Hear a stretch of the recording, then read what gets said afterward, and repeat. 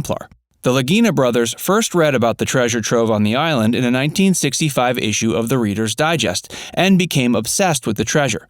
They therefore decided to buy a small share in Oak Island Tours, which owns most of the island.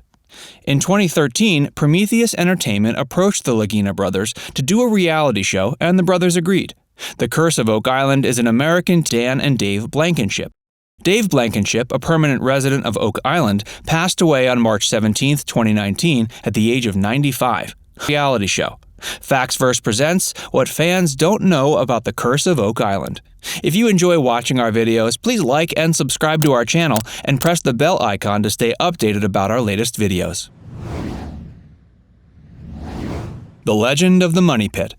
The one thing that makes the Curse of Oak Island so interesting is the money pit. The money pit first drew attention in 1795, when an Oak Island teenager saw a dent in the ground and decided to dig further. He thereafter found a man-made shaft lined with wooden platforms. Unfortunately, a 1960s expedition caused the overlying debris to fill the holes around the money pit, so no one knows the exact location of the original money pit. There are differing theories about what lies inside it. While some people believe this treasure trove contains pirate treasures, others believe it holds within itself Marie Antoinette's lost crown jewels. Other theories anticipate the Ark of the Covenant, the Holy Grail, Shakespearean manuscripts, and a Viking ship within the money pit. Laird Niven, one of the top archaeologists, brought some credibility to the show. The format of The Curse of Oak Island is such that many people were not convinced about the legitimacy of the show and considered it to be merely a piece of entertainment. Therefore, in Season 4, Episode 2, titled Always Forward, the creators of the show invited Laird Niven, one of Nova Scotia's leading archaeologists, to provide some authenticity to the ideas being propagated by the Lagina brothers on the show. Laird is a known name and has been a part of various expeditions and has unearthed many things of historical importance. His appearance, therefore, brought credibility to the show. If you're enjoying this video on secrets fans don't know about the Curse of Oak Island, please like and subscribe to our channel and press the bell icon so we can keep you entertained every day.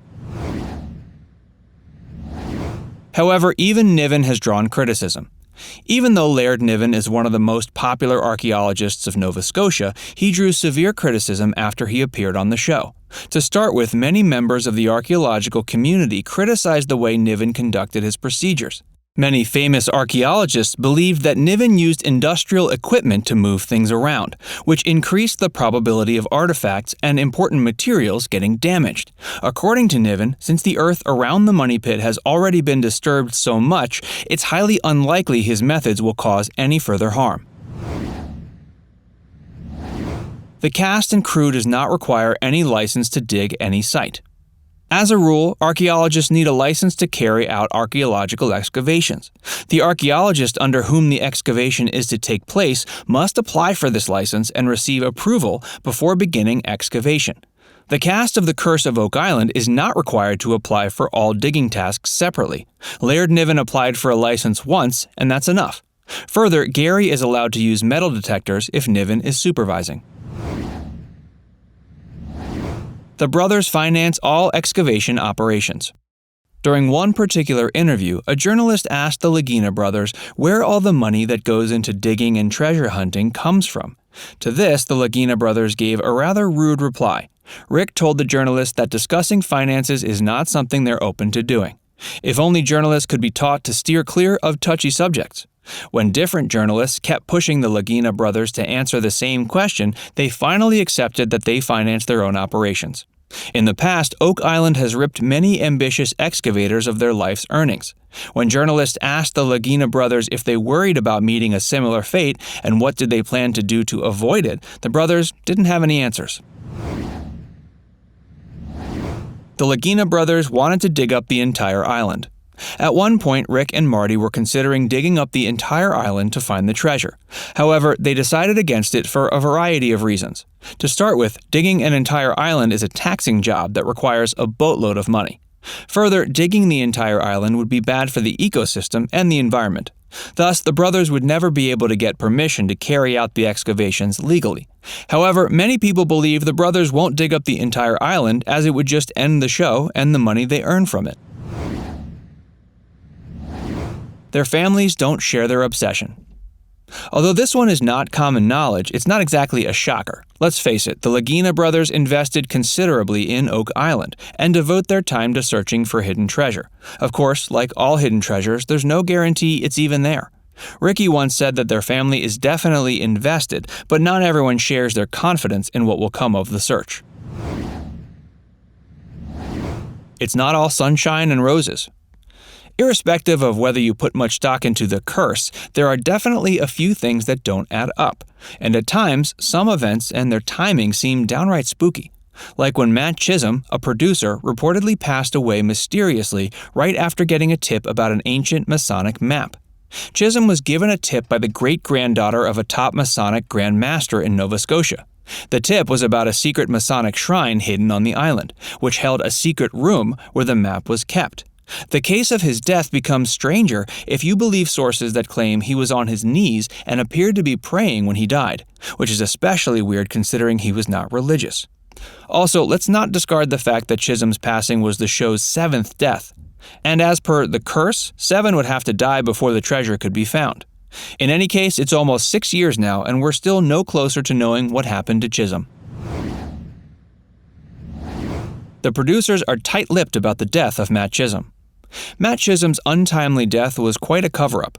None of the producers or those from the cast made any announcements or public statements, which is very odd.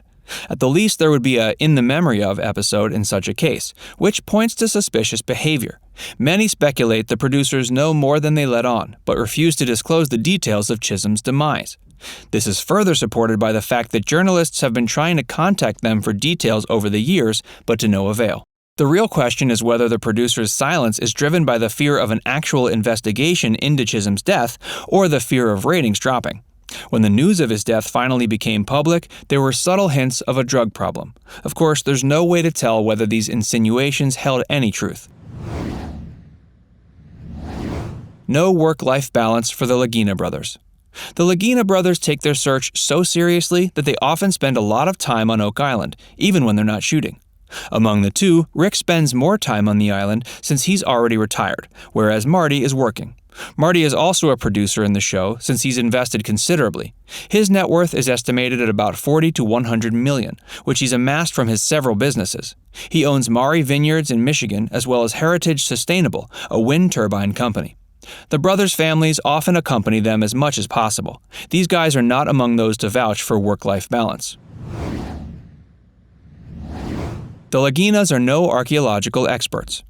The Lagina brothers are passionate and 100% invested into the mystery of Oak Island, but they're no archaeological experts. Their lack of expertise in the area puts a new spin on it because maybe qualified archaeologists could have provided more insights into the myths, findings, and artifacts. But from the viewer's perspective, their lack of expertise adds to the show's charm. It makes The Curse of Oak Island relatable. It's like two average Joes deciding to try their luck on a treasure hunt, albeit an extremely long and expensive one. Moving on. Despite the many hurdles in the way, the Lagina brothers have persevered and will continue to do so in the coming seasons. There are many more plots slated for the seasons to come, including discovering the map Chisholm found, the King Baldwin coins, and a stone 90 feet deep in the Money Pit. The Curse of Oak Island is a fascinating show with all the right elements for mystery, intrigue, and suspense. One of the factors that contribute to the show's popularity is that it aims to solve a mystery others have been trying to uncover for over 2 centuries. Did we miss any interesting, lesser-known facts? Let us know in the comments. We're always happy to hear from you. For more interesting facts, like and subscribe to our channel. And don't forget to hit the bell icon to stay updated on our latest videos.